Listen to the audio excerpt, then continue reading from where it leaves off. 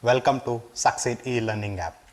Today we are going to learn about an very interesting topic called as an heredity and evolution. Before starting this chapter, we shall see some examples. Like we have seen some peoples who look similar to their mother, father or grandparents, right? Or some characters, someone will be using left hand and their mother will be a left-hander, right? So some properties which is transferring from one generation to the another generation, this is all is called as an heredity. Today we are going to learn about what is heredity and how that process takes place, as well as the evolution. Heredity. Heredity is nothing but transferring of an genetic traits from one generation to the another generation, which is nothing but transferring of an genetic information which is reside in the genes, and a complete study of an genes is called as an genetics. A small change in the gene, if it is happen, that leads to the variation. A complete study of these genes was conducted by the great scientist called as an George Mendel, who is called as an father of genetics. He conducted an series of an experiment. Today we are going to learn about the experiment what he conducted, and some experiments are very interesting. Let's see what he has done. One fine day, George Mendel observed different varieties of an pea plants. He just observed that two varieties, and there is a many different characters in those two varieties of an plant. One pea plant was having a purple flower and another was having a white flower, and one was tall, one was dwarfed. The seed was wrinkled and another was round. Like this, he observed many characteristics in the two varieties of an pea plant. So then he started observing and he started conducting an experiment on those varieties of an pea plants, and he conducted a series of experiment. This, he observed 7 different characteristics in two varieties of an pea plants. Then he started an experiment by taking one property from one plant and the same property from the another plant. For example, the height of a plant. He took the genes of a tall plant and genes from the dwarf plant, and he conducted an experiment by using a single gene called as an monohybrid cross. In this experiment, he crossed the genes between the tall plant and the dwarf plant. When he conducted this experiment, the first generation, I mean the fusion of this plant and this plant, the generation what we got is F1 generation. What will be the result actually? The result will be 2 dwarf plant as well as 2 tall plant, right? This is our assumption, right? Do you think so? But the result was very surprising. When he crossed between the tall as well as the dwarf plant, the resulting plants, all the plants were tall. The resulting was really surprising for him. Then he conducted the experiment from the F1 generation by cross-pollinating between them. So once he done this cross-pollination, he got the F2 generation. The F2 generation, what our assumption? When the F1 generation containing all the tall plants, when we cross-pollinated, the F2 generation should be all the tall plants, right? But again, here also there is a surprising. Here he got 3 tall plant and 1 dwarf plant. After conducting this experiment, the phenotypic ratio of this experiment was 3:1 and genotypic ratio was 1:2:1. You may ask a question, what is phenotypic and genotypic? Phenotypic is nothing but the physical appearance, right? So we got the 3 tall plants in the F2 generation, so that is the physical. and one dwarf plant, right? So that is the indication of an 3:1. In the phenotypic ratio, which is nothing but the genetical makeup, that is the combination of an tall plant as well as the small plant, which is 1:2:1. Let us see the conclusions of the monohybrid cross. The conclusions are very clear that the capital T, which is represented for the tall plant, and small t, which is represented for the dwarf plant. Here both the t, both the small t is required to make the plant dwarf, but a single capital T is more than enough to make the plant tall, and capital T is represented as a dominance and small t is represented as an recessive character. After conducting monohybrid cross successfully, George Mendel conducted an dihybrid cross. Dihybrid cross is nothing but taking the two different characteristics. In monohybrid cross, we were taking only one character, that is height of a plant. In dihybrid cross, we are taking the two characteristics at a time and studying together. For that, we are taking the seed from the dominant plant as well as the recessive plant, which is nothing but the tall plant which is giving the seed which is round and green, in case of an dwarf plant giving a wrinkled and yellow. When I cross pollinate these two seeds, can you tell me the what kind of an answer we may get? Yes, your thinking is right.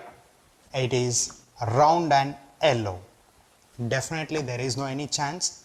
So the characters which is dominant here and the character which is dominant here are combining and it forming a round and yellow. And this is called as an F1 generation. The genes what we have got it from the F1 generation, he made that cross pollination just like the monohybrid cross. Here the resulting was very surprising. In that we got the 4 characteristics. But dihybrid cross we are getting 4 into 4, 16 characteristics. Different characteristics. 16 different characteristics we are getting here, and that can be neatly explained through the checkerboard. The genetic combination which is got it from the F1 generations are like this: capital R, capital Y, capital R, small y, capital Y, and small r, small y. He then cross-pollinated these genes among themselves and he got a 16 varieties of an different characters. That is neatly explained in the checkerboard. In this checkerboard, all the genes is multiply with the same varieties of an genes on the other side. After conducting the checkerboard, we got a clear picture on the phenotypic as well as the genotypic ratios. The phenotypic ratio is 9:3:3:1, whereas genotypic ratio is 1:2:2, 1:4:2, 1:2:1. After conducting this experiment, Mendel concluded that round and yellow seeds are the dominant characters. After conducting those experiments, Mendel found a new law called as an law of Mendel's.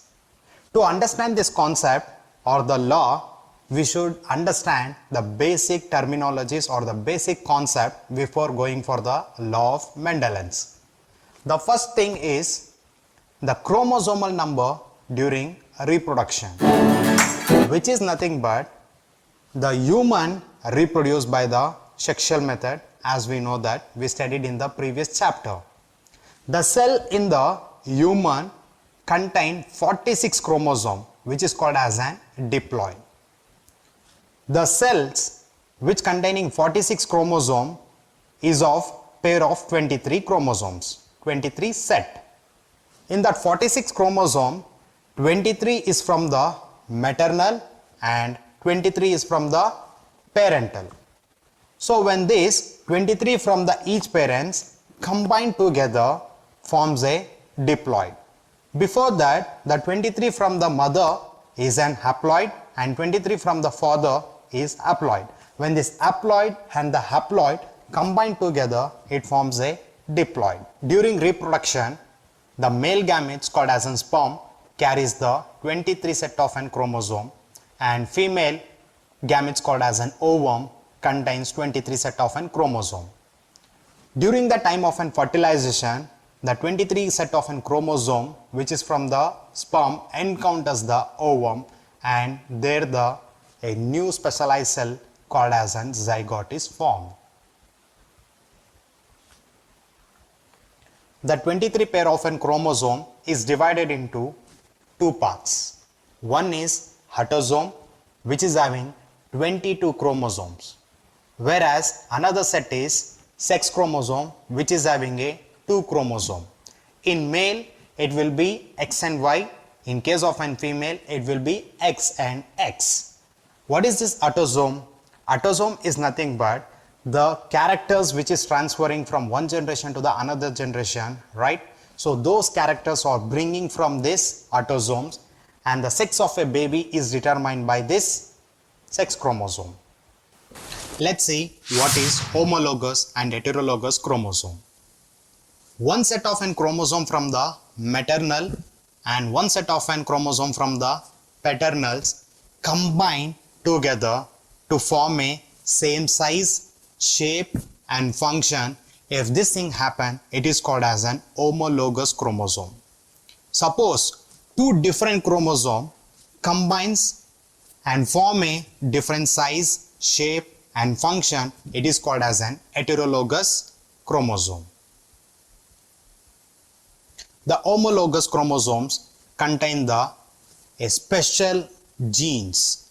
Those genes is responsible for showing the characteristics. For example, tall, draft, wrinkled yellow, round green, and many more characters are shown by the alleles which is present in the genes and which is present in the chromosome.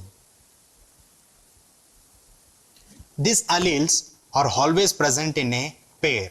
For example, capital T, small t, small t, capital T, small t and capital T.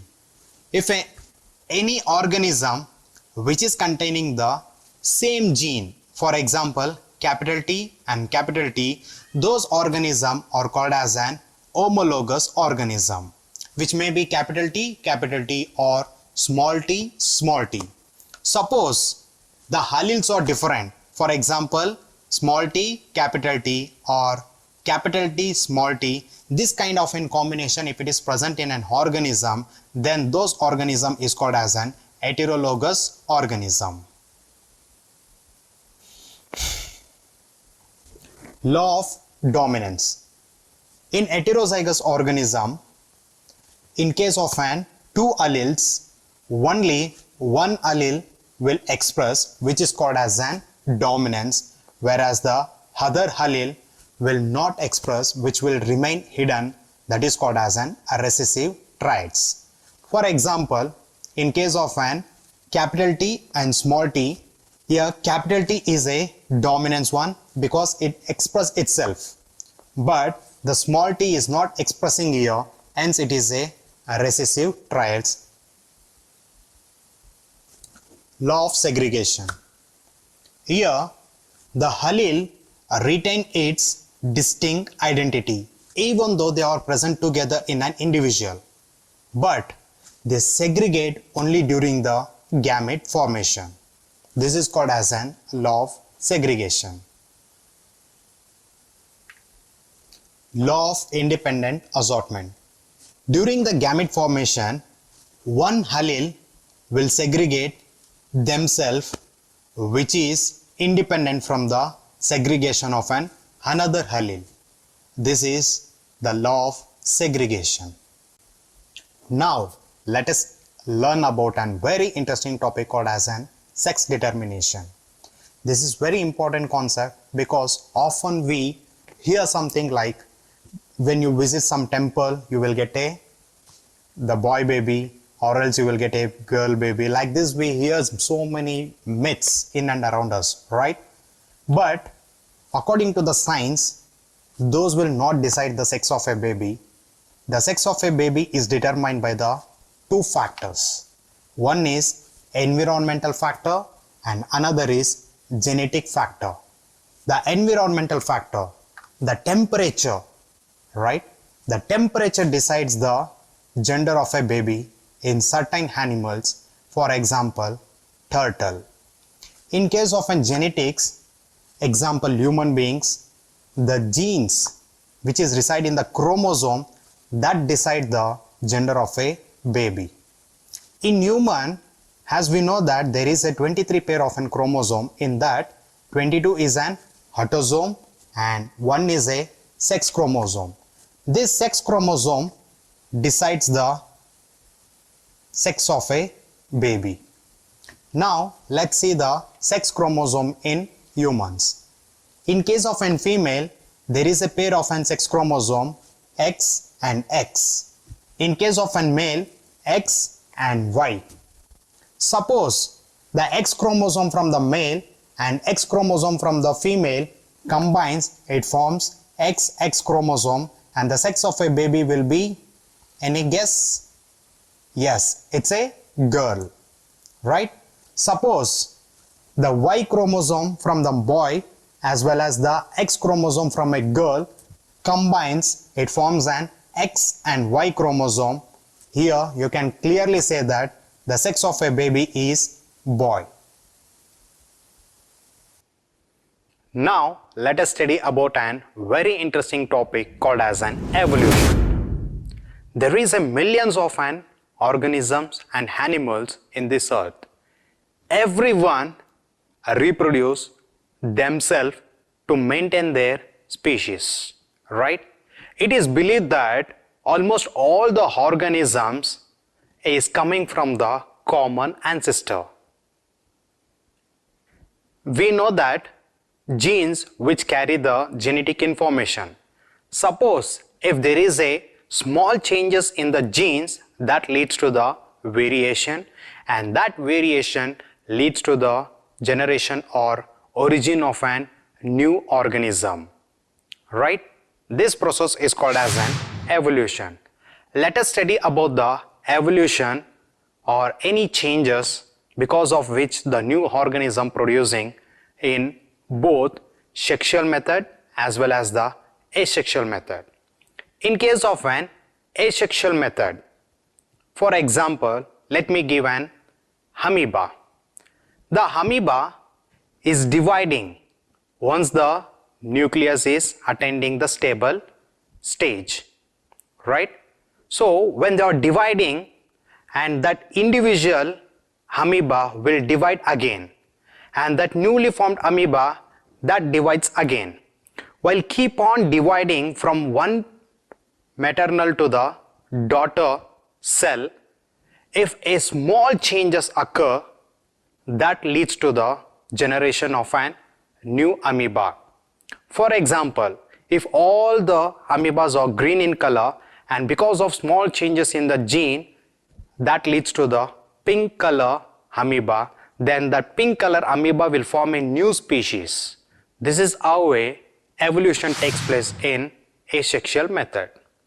Now let us study about the evolution in sexual method. As we know that male gametes called as an sperm and female gametes is called as an ovum in humans.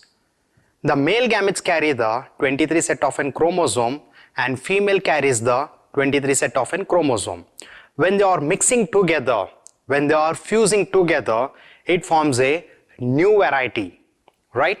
So this is how the new variation is occurred through the sexual mode of an reproduction. Now let us learn about a very interesting concept called as an Darwin finches. The name Darwin is because of the greatest scientist of all time, Charles Darwin. Once he was in a voyage, he reached a highland called as an Galapagos. There he just saw many varieties of an same bird called as an finches. The finches is of an two varieties were there, the beaks. One beak was long and other birds having a beak very short. So he made an assumption that this island, I mean the Galapagos Island, was not having any finches, but because of some storm, some finches come to the Galapagos Island accidentally. Because of the good resource, I mean the food resource, all the finches was happily lived there, and because of this the population also increased. As the population is increased, the food scarcity aroused. When this condition was come, then there was a small variation in the finches. All that small beak finches adopted to have a worms and the fishes in and surrounding. Thus, two varieties of finches came to exist. Here, one is having a short beak and another is having a long beak. The long beak finches got the survival advantages because they don't want to depend on only the seed. They can feed on the insect, worms, fishes and hard seeds also. The short one, which was completely depending upon the seed, which is soft. Like this, for each and every conditions and the environmental changes, the finches started adopting, and right now there is a 12 to 15 varieties of finches, and this finches was studied by the Charles Darwin, hence it is called as an Charles Darwin finches, commonly called as an Darwin finches. Let us study the second example of an evolution. Can you identify the red on the green color? Yes, we can, right? Exactly, on the green bushes there was a red beetles. This was neatly identified by the crows, and as the population of red beetles was decreasing because it was a food for the crows, it was easily identified by the crows, and all the red beetles at one time was getting reduced.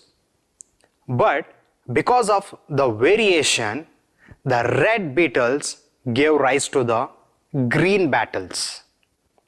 So can you identify the green on the green? Definitely not, right? So this green variation got the survival advantage.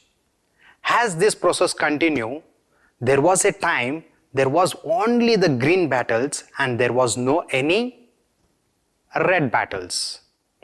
But accidentally a blue beetle was formed because of the variation, and there was a repeated reproduction in the blue as well as green. In certain time, the green beetles as well as the blue beetles was more in number. But accidentally, an elephant stepped on the green beetles, so that totally the green beetle population was reduced completely, and there was only the blue beetles. This blue beetles was easily identified by the crows, and crows got the food. So this is how the evolution takes place. Evolution is always a process of variation. Mechanism of evolution. There are certain methods by which the evolution process takes place. Number one, which is DNA changes, which is nothing but mutation, which is nothing but sudden inheritable changes. Natural selection, genetic drifting and migration. These are the factors by which the evolution process takes place. Let us study about the acquired and inherited traits. Acquired traits is nothing but the characteristics which is received during the lifetime. For example, weight gain during the lifetime, which is not transferred from one generation to the another generation. Whereas inherited traits is nothing but the characters which is transferring from one generation to the another generation. For example, color of an hair, color of an eyes and many more. Speciation. Origin of an new species from the existing one is called as an speciation. This is because of the evolution. Evolution leads to the speciation. This evolution is a real, and there is some example as well as the evidence that proves the evolution. Some examples are fossils and morphology, anatomy, as well as many more, from which we got to know that evolution is real. Homologous and analogous organ. The organ which is having a common origin, structure, but different in function is called homologous organ. For example, the forelimb which is present in amphibians, reptile, mammals are totally different in function. Whereas analogous organs are the organs which is having the same function but different in structure. For example, the wings which is present in the birds, insect and many more have this common function but the structures are different. Let us study the evolution by stages. For this, we'll consider a very good example, eye. Eye is a organ of sight and which is very complex in a multicellular organism like human beings. This eye is not developed all of a sudden. In earlier time, it was reported that a unicellular organism called as an euglena had a small eye spot. Then later, we saw in a platform. This eye spot got the survival advantage because it was useful for the detection of an light. Later, like this, the development has been taken place and all the vertebrates, I mean the mammals, have the basic structure of an eye right now. This is because of an evolution. Evolution of feathers. Actually, in dinosaurs also there was a feather, but that feather was to protect their body from the cold. But later, as the evolution process takes place, this feather was adopted for the flights in the birds. Artificial selection. The process of selecting the desired triads to breed a new plant or animal by having a desired triads is called as an artificial selection. Thank you. Hope this video was enjoying one. We'll see you in the next video. Until that, keep watching Succeed e-Learning app.